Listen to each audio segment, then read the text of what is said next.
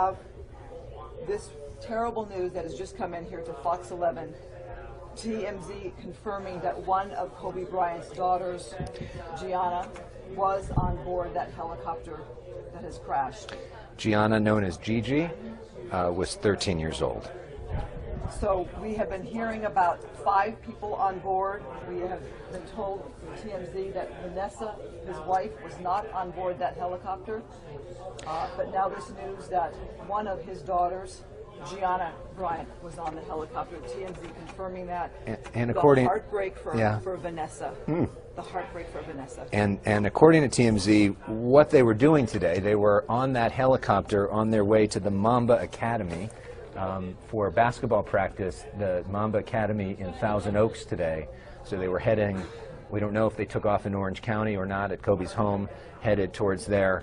And then, you know, and Liz, we bring back in Liz Habib into our conversation, who's in Miami for Super Bowl coverage. And Liz, we just learned that his daughter was among those who died.